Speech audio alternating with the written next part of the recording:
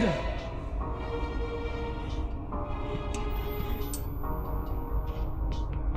Bonjour Romain. On va jouer à un jeu. Plutôt que de partager votre passion avec amour et tendresse, vous avez choisi de vous acharner sur de pauvres films sans défense. Aujourd'hui, c'est vous qui serez sans défense face à l'un d'eux, condamné à subir son visionnage. Le dispositif que vous portez est votre seul échappatoire. Mais le prix à payer n'est rien d'autre que vos yeux. Attention, car une seule pression sur le bouton que vous tenez dans votre main suffit pour activer le mécanisme. Alors Romain, allez-vous supporter cette terrible chute de trop, ou allez-vous vous ôter la vue? C'est à vous de voir, tant que vous le pouvez encore. Vivre ou mourir, à vous de choisir.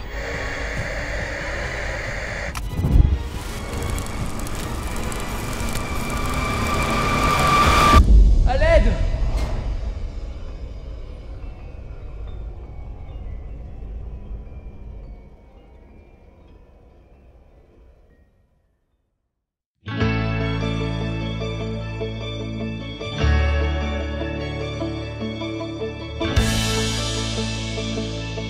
Spiral, l'héritage de Saw est un film américano-canadien sorti en mai 2021 et fait partie de la saga Saw. D'où le titre. Débutant en 2004, ce qui n'était à l'origine qu'un simple court-métrage devenu l'un des films les plus rentables du cinéma en nous racontant la traque d'un énigmatique tueur au puzzle dont le mode opératoire consiste à emprisonner ses victimes dans d'horribles pièges, les obligeant à s'infliger des atrocités pour gagner leur liberté. Un synopsis guère différent dans Saw 2, mais aussi dans Saw 3, voire dans Saw... Oui, bon, c'est toujours pareil, quoi. Dans sa structure, oui, on va pas se mentir, même si l'intrigue secondaire autour du tueur s'étend sur 7 films et s'achève en 2010 avec Saw 3D chapitre final, qui depuis n'est plus vraiment le chapitre final. Enfin, toujours est-il que ce que je viens de vous raconter n'est guère intéressant. Pour changer. Ce Spiral se revendiquant clairement comme un héritage et non comme une continuité. Et pourtant, en coulisses, cette émancipation est nettement moins marquée puisque Darren Lynn Bousman est officialisé derrière la caméra, lui qui a déjà réalisé 3 films de la saga, pas spécialement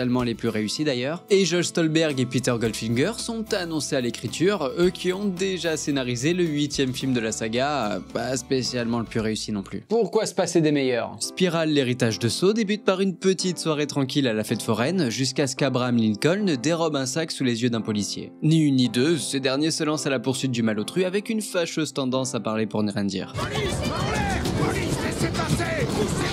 Il a la langue bien pendue. Ah bah c'est fou que tu dises ça parce que après s'être fait kidnapper, il se retrouve pendu par la langue. On va pas se mentir, c'est un peu la caca, puisque pour s'échapper, il doit forcément se la couper. Quoi donc? Ben la langue. Oh putain, ça va alors. Enfin ça va, pas vraiment parce qu'il doit le faire rapidement s'il ne veut pas se faire... Ah bah trop tard. Sans transition, on fait la connaissance de Zek, un policier qui doit faire équipe avec un nouveau partenaire et surtout héros insupportable qui en 30 secondes a dit plus de mots que Ryan Gosling en 2 heures de film. La ferme! Oh, merci madame. Pas étonnant que les autres membres du commissariat n'apprécient guère le personnage, même si on ne peut que souligner sa perspicacité concernant l'affaire que nous allons suivre. Prépare-toi à être un peu déçu, mon gars. T'inquiète, j'ai un peu l'habitude. Et ça débute par la réception d'une clé USB sur laquelle se trouve une vidéo leur indiquant de se rendre au palais de justice de la ville. C'est la carte au trésor en fait. Sauf que le trésor n'est rien d'autre que la langue du policier accompagnée de son badge permettant son identification. Étant l'un de ses amis, Zek demande à sa chef NJ que l'affaire lui soit confiée. C'est ainsi que le duo de choc se rend chez la femme du défunt afin de lui annoncer la terrible nouvelle. Il essaye de la rassurer. Ça va aller. Oui, une petite inscription sur Tinder et c'est reparti. Avant de débuter son interrogatoire où il apprend... rien du tout, il reparque donc brocouille. Éreinté par une journée si productive, Zek rentre chez lui et retrouve son père qui n'est personne d'autre que Nick Fury. On apprend qu'entre 2 films Marvel... Ce qui ne laisse guère de temps. Nick était aussi un policier à la carrière aussi flamboyante que sa moustache. Pendant ce temps, un autre flic ripou se fait guet-apender et se réveille dans son jacuzzi, prisonnier d'un nouveau piège. Accroché au niveau des phalanges, il doit se les sectionner pour se libérer. S'il ne le fait pas dans les 90 prochaines secondes, il mourra électrocuté. Alors va-t-il s'en sortir? On croise les doigts. Ben lui, il ne pourra plus, puis de toute façon il meurt alors. Comme visiblement le scénariste fait attention à la planète, il recycle également ses idées puisque Zek reçoit une nouvelle clé USB qui l'amène vers un autre lieu où il trouve juste des doigts. Vous ne voulez pas un whisky d'abord? Accompagné par un badge qui permet une nouvelle fois l'identification de la victime. Les 2 flics continuent de mener leur petite enquête dans les beaux quartiers de la ville à base de gunfights et d'interrogatoires musclés où ils apprennent toujours rien et ils repartent donc encore brocouille. On a perdu notre temps. C'est justement ce que j'étais en train de me dire, tiens. Ce n'est que le lendemain qu'il se passe enfin quelque quelque chose puisque Zek est appelé suite à la découverte d'un nouveau cadavre et là, attention car c'est une véritable boucherie, il découvre le corps de son coéquipier, du moins ce qu'il en reste. Alors pourquoi le tueur l'a-t-il choisi? Quel a été le piège macabre? On n'en saura rien, si ce n'est que... Il a été dépecé à l'évidence. Merci madame, ouais, merci, oui. Mais pas le temps de chialer, Kenji se fait attaquer par le tueur qui visiblement possède des pouvoirs télékinésiques. En vrai professionnel, elle se saisit de son arme. Bah tire.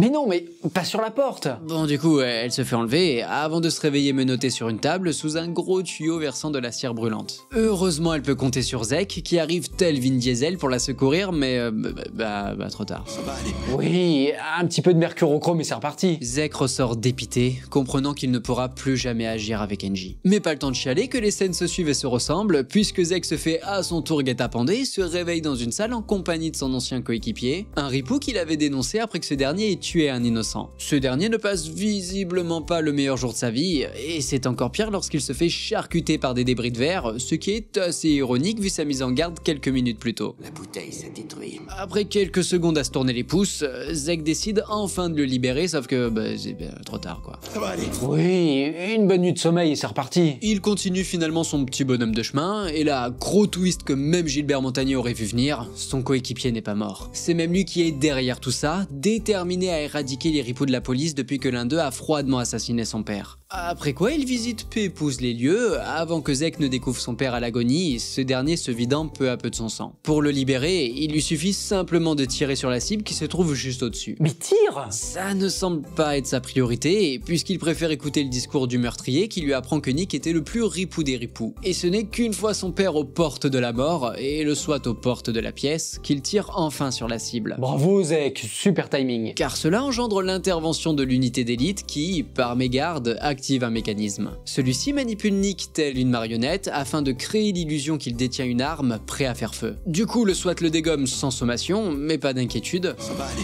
Profitant du chaos ambiant, le méchant s'enfuit par le mont de charge sous le regard impuissant de Zek qui ne peut rien... Bon ok, j'ai même pas le temps de finir ma phrase que c'est la fin de Spirale l'héritage de Saw.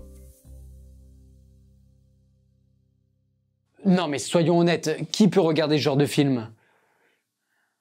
Bon d'accord, j'admets j'ai toujours eu un intérêt inavouable pour cette saga, l'ayant découverte à cette période où ma vie se résumait à mes sorties entre copains, aux filles, à mes soirées sur NFS, aux filles, à mes révisions du bac, non je déconne, aux filles, et bien évidemment à tous ces films qui ont peu à peu attisé cette passion dévorante. Des films qui occupent aujourd'hui une place particulière dans mon cœur de cinéphile, et sont en fait indéniablement partie. Je n'oublierai jamais ce long moment de silence, inerte face à ce générique défilant sur mon écran, éreinté par cette tension qui, dès la première seconde, ne cesse de croître jusqu'à son final suffocant, faisant paradoxalement de ce long métrage l'un de mes plus beaux moments de cinéma. En choisissant de localiser son action dans un lieu clos, Saw instaure une ambiance anxiogène renforcée par l'insalubrité de cette salle de bain. Comparé au métro parisien, ça va. Une salle de bain où se réveillent deux inconnus, deux anonymes, mais pourtant ils n'auront d'autre choix que de se faire confiance, malgré les faux semblants, les mensonges et les trahisons, s'ils veulent avoir une chance de se libérer de leur chaîne. C'est pas le pied. Ben si, justement, enfin c'est la cheville, mais c'est pareil quoi. Point central de cette intrigue haletante où les moments de détresse et d'espoir se succèdent, la vie des protagonistes se dévoile et finalement s'entremêle, source de confidences et de révélations qui impliquent émotionnellement le spectateur et accentuent son attachement pour ses personnages. Un attachement renforcé par la performance de Cary Elwes qui depuis a certainement fait beaucoup de choses, Mais pas en tant qu'acteur. et par celle de Lee Whannell que l'on retrouve également à l'écriture de scénarios incroyables, et plus largement sur de nombreux succès de son ami James Wan, mais aussi sur ses propres réalisations qui méritent toute votre attention. Afin de ne pas épuiser le spectateur avant son final, le film a l'intelligence d'entrecouper ce huis clos par la traque du tueur au puzzle que je retiens surtout pour la présence de Danny Glover parce que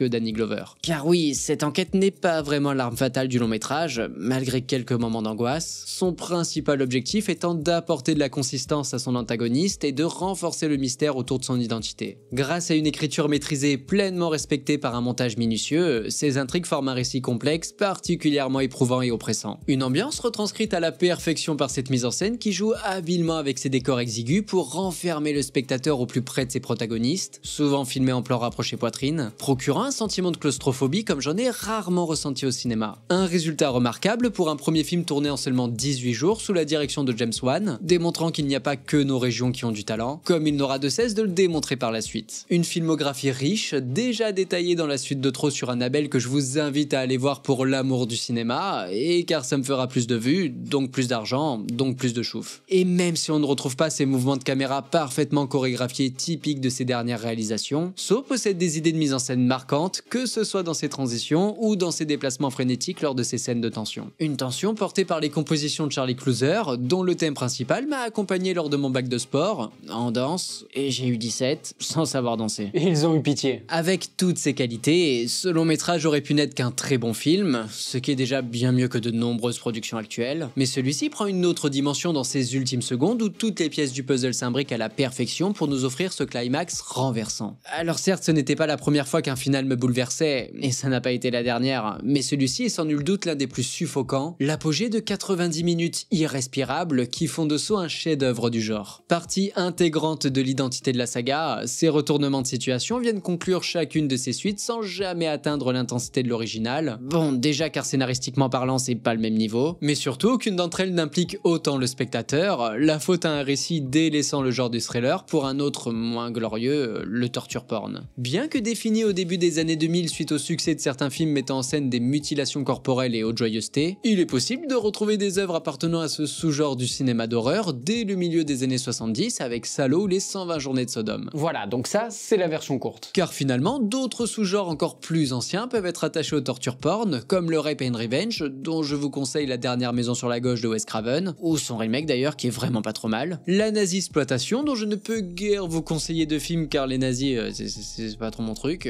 ou encore le film de Cannibal avec le cultissime Cannibal Holocaust sur lequel il faut impérativement que je partage mon avis détaillé. J'ai pas aimé. Alors que dans le premier saut, les rares pièges étaient au service du scénario, celui-ci n'est devenu qu'un prétexte à ces séquences atroces, basculant définitivement dans le torture porn avec son troisième film. Bon certes, visuellement ça reste plus supportable que The Flash, mais certains passages sont difficilement regardables tant c'est dégueulasse quoi, d'autant plus qu'ils sont filmés avec une complaisance malsaine, flirtant dangereusement avec le voyeurisme, à tel point que je me demande quel genre de tordu peut visionner ce genre de truc. Ouais, tout pareil, je me demande. Bon, certes, les pièges prennent une place importante dans la narration au détriment d'une intrigue intéressante. Certes, cette franchise n'aura été que déception, malgré selon moi un petit regain d'intérêt pour Saucisse. Pas besoin de faire la blague en commentaire. Néanmoins, elle conserve quelques éléments instaurés dans le premier opus, comme son ambiance sordide ou encore cette tension grandissante jusqu'à son twist final toujours accompagné par son thème emblématique. Et surtout, elle approfondit les arcs narratifs et les relations entre les personnages principaux pour nous offrir une multitude de sous-intrigues certes pas forcément trépidantes, mais qui ont le mérite d'être cohérentes tout au long des 7 films, ce qui n'est pas le cas de toutes les sagas, avec en son centre l'un des méchants les plus emblématiques du cinéma horrifique, John Kramer. Bien qu'en retrait dans le premier opus afin de conserver le mystère autour de son identité, Jigsaw est rapidement devenu la clé de voûte de la franchise au point d'en devenir le porte-étendard, comme en témoignent ses affiches de saut 3D dont la laideur me donne bien plus la gerbe que n'importe laquelle de ses scènes, et encore je ne vous parle même pas de son hilarante bande-annonce qui met en avant la technologie 3D plutôt que les qualités du film. En même temps, ils ont fait avec ce qu'ils avaient. Ici, il est évident que cet impact est indéniablement lié au charisme de Tobin Bell, dont l'interprétation glaçante lui ouvrit les portes d'autres productions comme Buried Alive ou Alien Sexy Girls. Belle carrière. Il est selon moi davantage lié à l'écriture du personnage. Le résumer à son surnom de tueur au puzzle serait une terrible erreur, puisque dans les faits ce dernier ne provoque jamais directement la mort de ses victimes. Oui, enfin, il y contribue un peu quand même, hein. Certes, on va pas se mentir, ça reste un psychopathe, mais un psychopathe persuadé du bien fondé de ses actes, tel un sauveur et non un bourreau, faisant de Jigsaw un antagoniste complexe comme il en existe rarement au cinéma. Toujours est-il que cette saga n'aura eu de cesse de couler dans les abîmes de la médiocrité, avec en prime un 8e opus qui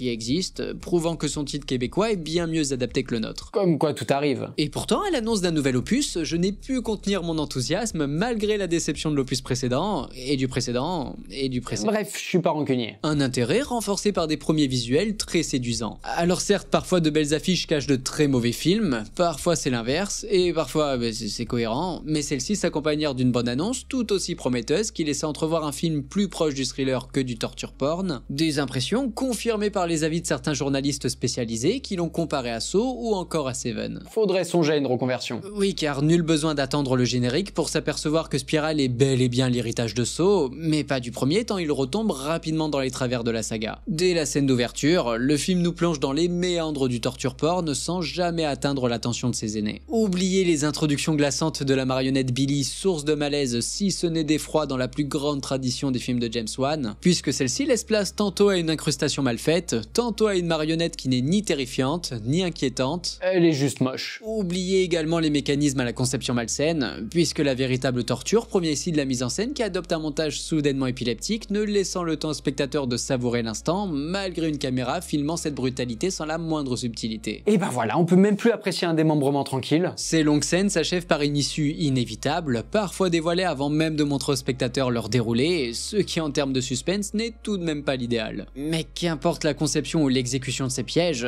difficile de ressentir une quelconque crispation face au devenir de ceux qui, avant d'être des victimes, ont aussi été les bourreaux. Alors je ne dis pas que j'en ai rien à faire de voir des assassins dans cette situation, hein. Je dis juste que comme le film n'implique jamais émotionnellement le spectateur en contrebalançant leurs actes par un arc de rédemption ou n'importe quel autre procédé scénaristique suscitant l'empathie, Si j'en ai rien à faire en fait. Et pourtant, sur le papier, cette volonté de mettre au cœur de son récit un sujet aussi dramatique et délicat que les violences policières aurait pu donner lieu à un sombre polar urbain où le sentiment d'impunité des uns se confronte à la culpabilité des autres, tandis que les crimes du passé nous éclairent sur les motivations de ce nouveau tueur au puzzle. Ça aurait pu... Mais jamais ce nouveau Jigsaw n'atteindra la prestance de son modèle, la pauvreté de son arc narratif n'ayant d'égal que la performance de son interprète. Alors je n'ai rien contre Max Minghella, mais que ce soit dans la peau d'un criminel ou dans celle d'un enquêteur, ce dernier a aussi peu d'intérêt que ce 9e opus. Je comprends, tu sais. Merci pour ta compréhension. Surtout qu'il n'est guère mis en valeur par ce duo sans saveur, la faute à un héros attirant tous les projecteurs pour finalement n'éclairer que son arrogance. Détesté par ses coéquipiers suite à cette affaire de dénonciation, je me demande si cette haine ne provient tout simplement pas du fait qu'il se voit confier des affaires alors qu'il n'est clairement pas le flic le plus compétent de la brigade. Je suis pas complètement con. Non, pas complètement. Mais il n'est quand même pas la chips la plus craquante du paquet. Incapable d'inspecter sur l'identité du meurtrier, alors que c'est quand même la base du métier d'inspecteur, Zek se contente de suivre les indices au bon vouloir du criminel et ne parvient jamais à avoir un coup d'avance lui permettant de sauver ses partenaires. Bref, il subit les événements du film. Un peu comme nous finalement. Non seulement Zek n'a pas la carrure d'un Columbo, mais surtout il est un personnage prétentieux qui irritera plus d'un de par son écriture manquant de finesse et de par l'interprétation de Chris Rock. Va te faire foutre. Ah, c'est pas très gentil. Surtout que je n'ai aucun doute quant à ses talents d'humoriste, lui qui a connu le succès dans le Saturday Night Live jusqu'à devenir l'animateur de la cérémonie des Oscars à 3 reprises, même si apparemment son humour ne fait pas l'unanimité. Par contre, j'ai déjà plus de doutes quant à ses qualités d'acteur, ne m'étant jamais intéressé à sa filmographie, et car là, elle ne saute pas vraiment aux yeux tant il semble constamment surjoué. Un surjeu d'autant plus flagrant face au reste du casting qui a visiblement signé pour faire de la figuration et sur lequel je ne vais pas m'étendre. Car j'ai rien à dire. Vous l'aurez compris, avec son enquête guère palpitante, prétexte à une succession de scènes morbides dans la plus grande tradition de la saga, le scénario de Spiral tourne rapidement en rond et ce jusqu'à son twist final qui est inexistant. Non, tu déconnes. J'aimerais bien, mais même ça ils l'ont loupé. Car entre le fait que cette révélation s'étire en longueur pour ne rien raconter et le fait que les esprits un tant soit peu perspicaces l'auront deviné dès la moitié du film, Ah, moi j'ai rien vu venir. Hein.